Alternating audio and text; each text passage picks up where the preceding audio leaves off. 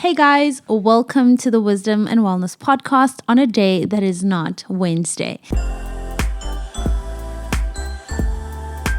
So today's podcast is titled, What Does It Mean to Be Well?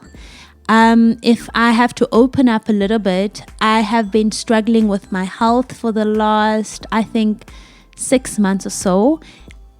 I can count by hands the days where I have felt 100% myself in the last 6 months. And that has been something I've been battling with. I can't pinpoint what the problem is.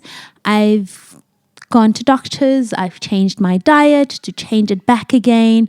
I even went vegan and even had to introduce meats again because my anemia came back. So it's really been such a hard time. But I realized something when you read the Word of God and when you study, you cannot really speak on something you don't experience. And my whole, I believe, interest in life or my whole teachings in life is about being well. So part of that is just being tested in my wellness. And so like I said, I've been struggling a lot with my health. A lot has been going on.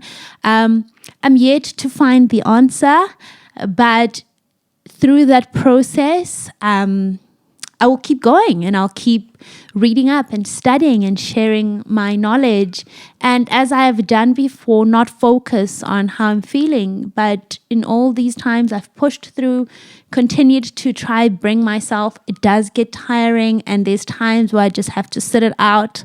Like the month of April, I just had to sit out everything because at the end of the day, I still have to listen to my body. So I'm going to be reading an article that I found online about what is wellness. Wellness is both a process and an outcome. As a process, people who live a life of wellness actively engage, pursue, and maintain a life of good health. As an outcome, wellness includes a state of measurable positive mental, physical, and emotional health. So, in summary, being well, this actually freed me. That being well does not mean in this moment you're always well, but it is a process that has an outcome as well. But I think emphasis should be that it is a process where we continuously learning and unlearning, trying new things and realizing that this doesn't work for my well-being, or maybe this does work for my well-being. Now, what I also found in this article in my research is that wellness is not the absence of trouble or disease. It's actively managing life.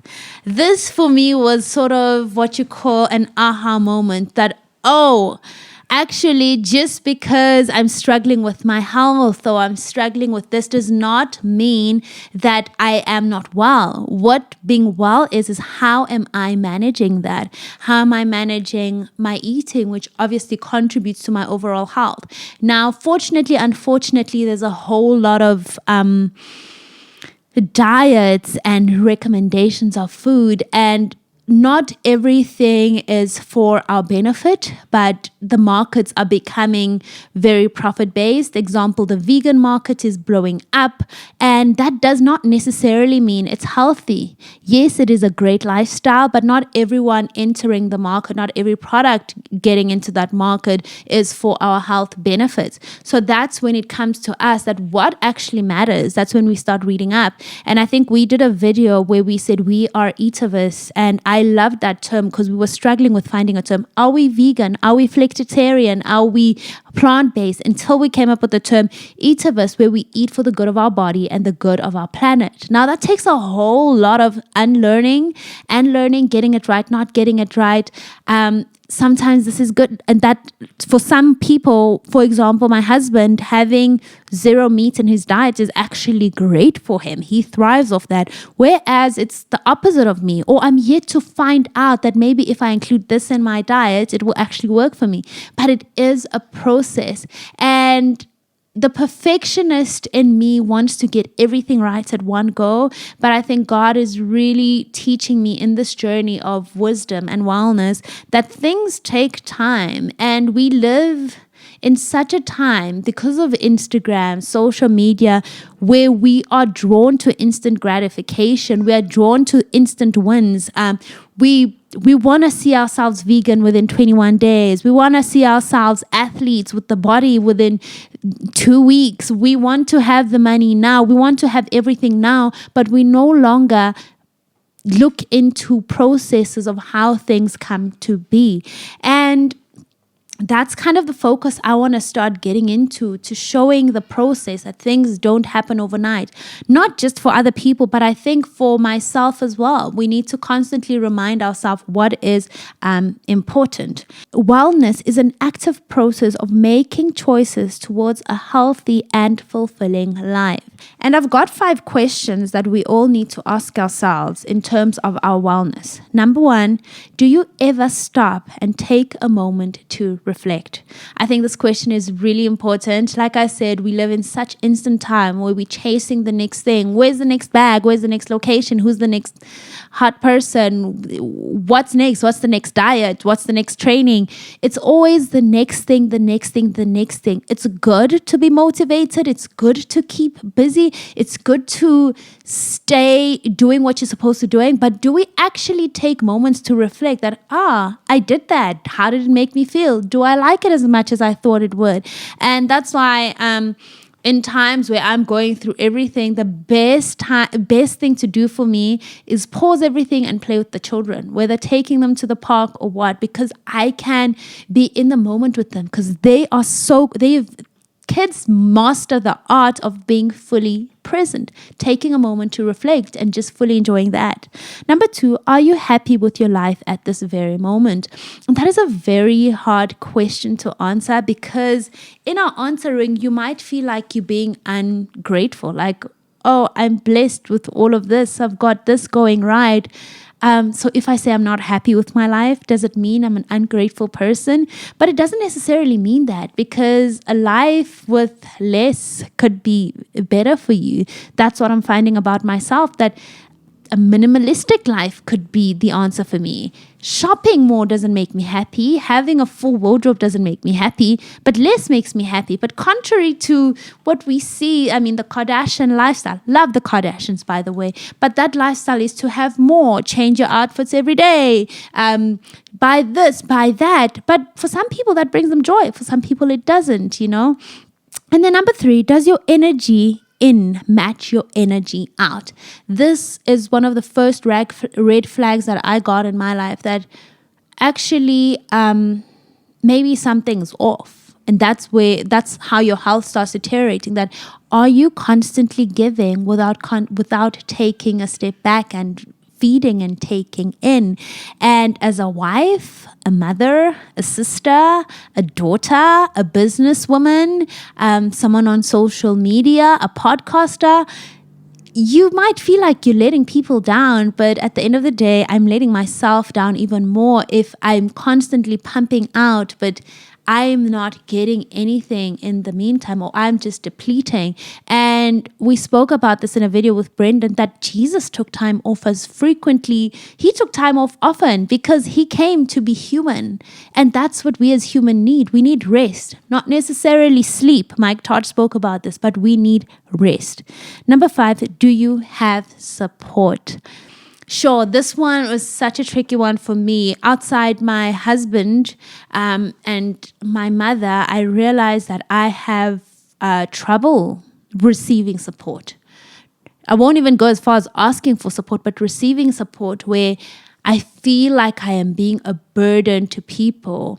I actually had my sister have a conversation with me that, why wouldn't you tell me that you're in hospital? And in my head, in my defense, I thought, well, you're dealing with your own stuff. It's not that deep. But then you realize that people want to support you. But if you don't sit down and reflect that, can you actually receive support, then we actually have a problem. Now, I'm working actively towards my mental well-being, which hasn't been in the best space. But as I was listening to a podcast this morning with Oprah and the doctor she wrote the book with, What Happened to You, he spoke about how the pandemic actually changes things. Like someone, for example, I'm one who easily recovers from things. So if something happens, I can easily get going and recover. But post-pandemic, because the pandemic took away from us so much, the same person might not be able to recover as quickly. And we have to accept that. And I struggle to accept that my mental being is not in the best place. One, I just had a child. So there's obviously the chances of postpartum depression that could come up because I've had it before. I've experienced sexual abuse. All those things never really leave your life. But you find a way to deal with them. But then now there's a pandemic and you have to deal with that too, the loss of things.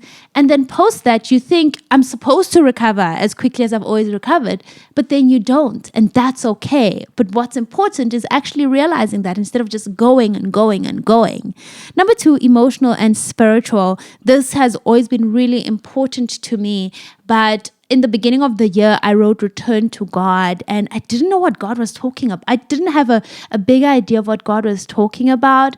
And I think I've just learned recently, we need to go back to that place of real hunger for just spending time in the presence of God, crying before God, just seeking his face and wanting to be in that space daily. We need him. We really need Jesus. I mean, we know now that we cannot depend on our government. We cannot depend on our currency. We cannot depend on anything. Things could change just like that. A pandemic can strike like that. We can just have an illness that wipes away the earth, and the earth stands still, and the only constant thing is God.